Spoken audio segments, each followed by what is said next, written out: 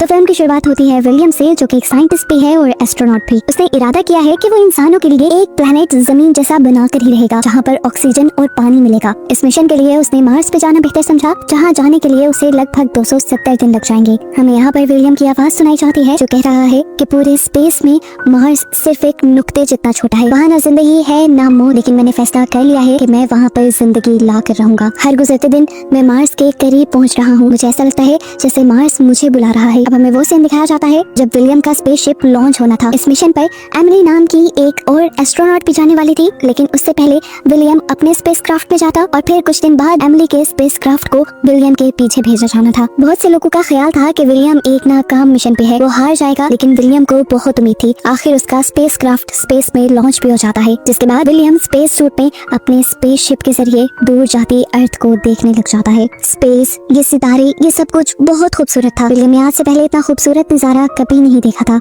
अभी तक सब कुछ प्लान के अकॉर्डिंग चल रहा था। उसे कंट्रोल सेंटर से परमिशन भी मिल चुकी थी कि वो अब अपना स्पेस सूट उतार कर अपने रूटीन के काम कर सकता है। अर्थ से इस मिशन को कंट्रोल विलियम का दोस्त स्किनी कर रहा था। कुछ दिन बाद स्किनी विलियम से उसके बनाए रिएक्टर के बारे में पूछता है, जो दरअसल एक ऐसी मशीन थी जो मिट्टी से ऑक्सीजन और हाइड्रोजन को निकालकर उससे पानी बना सकती थी। इसी मशीन पर विलियम का पूरा मिशन डिपेंड कर रहा था। विलियम को लगता था ऐसे ही रिएक्टर मार्स पर भी पानी और ऑक्सीजन की सप्लाई दे सकता है, जिससे इंसान वहाँ पर जिंदा रह सकते हैं, और ये एक बहुत बड़ी सक्सेस थी। ये रिएक्टर पूरी तरह से अभी तैयार नहीं था, लेकिन विलियम को उम्मीद थी कि वो इस सफर में इन्हीं 270 दिनों में इसे मुकम्मल कर लेगा। हम विलियम को इसी स्पेसशिप में अपने रोजाना के काम करते हुए देखते हैं। वो अपना खाना बनाता है, रिएक्टर के जरिए अपना पानी निकालता है और अपने उन पौधों को भी पानी देता है जिनको उसने मार्स पर जाकर उगाना था। स्पेस का ये सफर इतना भी आसान नहीं था। इतने दिन अकेले रहने से इंसान की दिमागी हालत बहुत ज्यादा इफेक्ट हो जाती है। अपने दिमाग को ठीक रखने के लिए वो रोज एक्सरसाइज करता है, किताबें पढ़ता है, अपने कामों में मसरूफ रहता है और जर्नल भी लिखता है। लेकिन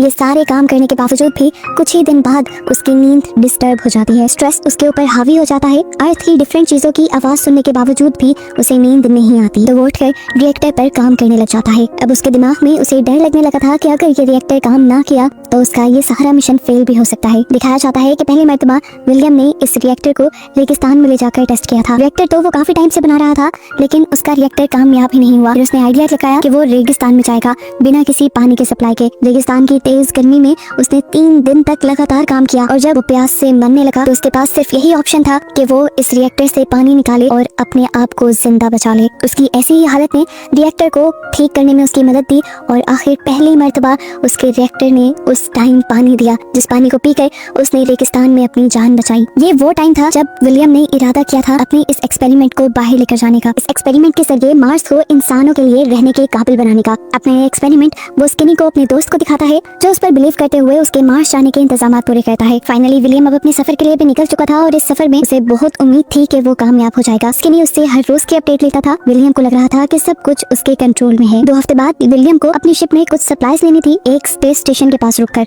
वो यहाँ पे रुकता है और यहाँ पर मौजूद 2 एस्ट्रोनॉट से मिलता है, जिनसे मिलकर वो बहुत खुश हुआ, क्योंकि काफी दिनों बाद वो किसी इंसान से मिल रहा था। लेकिन अजीब बात थी, उससे मिलकर ये दोनों खुश नहीं थे। ये दोनों यहाँ पे बहुत ज्यादा उदास थे।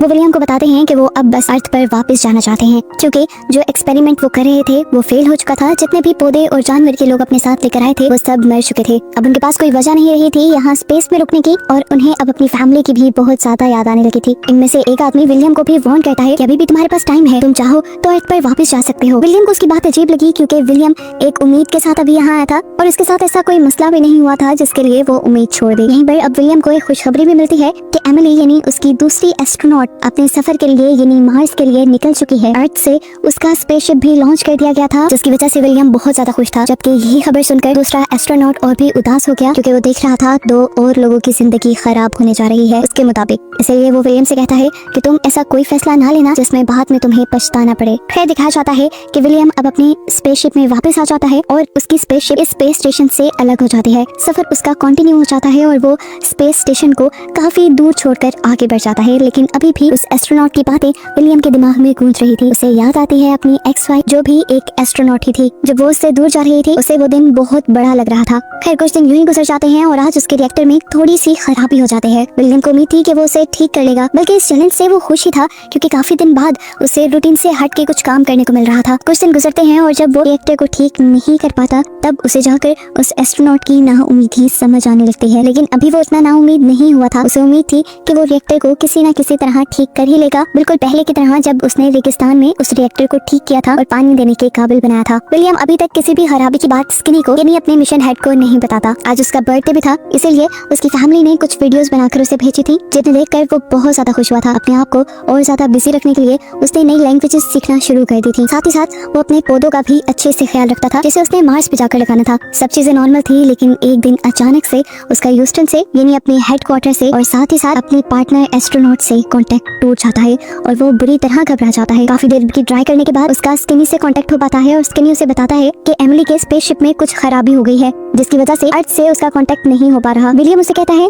तुम फिक्र नहीं करो, मैं उससे कांटेक्ट करने की और उसे समझाने की कोशिश करता हूँ। हालांकि स्किनी ने उसे वार्न भी किया कि तुम उसे गाइड नहीं कर सकते, ये काम इंजीनियर्स, अगर कुछ भी खराबी हो गई तो तुम्हें लेने के देने पड़ जाएंगे। लेकिन विलियम ने कहा तुम मुझ पर भरोसा रखो। उसने एमिली से कांटेक्ट किया और अपनी स्पेसशिप को दिखाते हुए उसे गाइड करने लगा कि किस तरह उसने स्पेसशिप को ठीक करना है। आखिर में एमिली और विलियम कामयाब भी हो गए। उसका स्पेसशिप ठीक हो गया, एमिली का कनेक्शन अर्थ से दोबारा बनने लगा। हेडक्वार्टर्स ने दोबारा उसकी स्पेसशिप पे कंट्रोल लिया और उसे ठीक रास्ते पे वापस मोड़ दिया, जिससे विलियम, स्किनी और एमिली तीनों बहुत खुश थे। अब कुछ दिन की रूटीन यूं ही गुजरती रहती है। विलियम को स्पेसशिप में न दिन का पता चलता था न रात का, बस वो यहाँ पर अपना टाइम गुजारता था। और ऐसे ही अकेलेपन की वजह से एक दिन उसे ऐसा महसूस हुआ कि जैसे उसकी सूंघने की सेंस चली गई है, लेकिन इसके लिए वो कुछ कर भी नहीं सकता था। हर रात वो सोने से पहले अर्थ से जुड़े रहने के लिए अर्थ की कुछ आवाजें सुनता था, जैसे बारिश की आवाजें, परिंदों की आवाजें। लेकिन अब ये चीजें भी उस पर काम नहीं करने लगी थी। उसको अकेले रहते काफी सारे दिन हो गए थे और अब उसे ऐसा फील होने लगा था कि जैसे ये स्पेस उसे अपने अंदर निकल लेगी। अकेलापन उसे खाने लगा था। वो अपने आप को मेंटली तौर पे ठीक रखने की कोशिश भी करता है, लेकिन तभी वो देखता है कि उसके रिएक्टर में एक बहुत बड़ी खराबी आ जाती है। उसने अपने रिएक्टर को ठीक करने के चक्कर में जो नए एक्सपेरिमेंट्स रिएक्टर के साथ किए थे उसकी वजह से रिएक्टर का बनने वाला पानी जहरीला होने लगा था और रिएक्टर ने यहाँ स्पेसशिप के सारे पानी को भी जहरीला बना दिया था, जिसे अब विलियम इस्तेमाल नहीं कर सकता था। विलियम मिशन कंट्रोल को ये सारी बातें बताने से डर रहा था क्योंकि उसे पता था कि अगर उसने ये सारी बातें उनसे डिस्कस की तो इस मिशन को रोक दिया जाएगा। हालांकि मार्स पे जाना उसका सबसे बड़ा ख्वाब है, वो अपने ख्वाब को इस तरह टूटते नहीं देख सकता। अब स्किनी जब उससे कांटेक्ट करता है तो विलियम के फेस एक्सप्रेशंस देखकर जान जाता है कि विलियम किसी मुश्किल में है, लेकिन विलियम झूठ बोल देता है कि मैं बस अर्थ से दूर होने की वजह से परेशान हूँ। लेकिन स्किनी भी बचा नहीं था। वो देख रहा था कि आजकल विलियम ज्यादा से ज्यादा रिएक्टर पे काम कर रहा है। वो उससे पूछता है क्या रिएक्टर ठीक भी है कि नहीं। विलियम अभी भी झूठ बोल देता है कि यहाँ पे सब कुछ कंट्रोल में है। कितना भी छुपा था, शायद ये खबर एक ना एक दिन कंट्रोल रूम को पता चल ही जाती, क्योंकि उसके रिएक्टर का एक और हिस्सा एक दिन चल गया, जिससे वो बहुत ज्यादा परेशान था। अभी इसी परेशानी में वो था ही कि स्किनी ने उसके साथ कांटेक्ट किया और उसे बताया गया कि एमिली का मिशन खत्म कर दिया गया है, क्योंकि उसके स्पेसशिप में बहुत सी खराबी आ गई थी, जिसकी वजह से अब उसे वापस अर्थ पे लाया जा रहा है। विलियम खुद भी परेशान था, लेकिन वो अपनी परेशानी स्किनी को जाहिर नहीं करता और उसे कहता है कि तुम परेशान मत होना, सब ठीक हो जाएगा। विलियम स्किनी को तो सहारा दे रहा था, लेकिन खुद उसकी सारी उम्मीदें टूटती जा रही थी। वो जानता था कि वो तेजी से मौत की तरफ बढ़ रहा है। अगर सब कुछ ऐसे ही रहा तो वो जल्दी मर जाएगा, क्योंकि पीने के लिए पानी बिल्कुल खत्म हो चुका था। वो कतरा कतरा पानी का देखभाल के इस्तेमाल कर रहा था। पानी की कमी की वजह से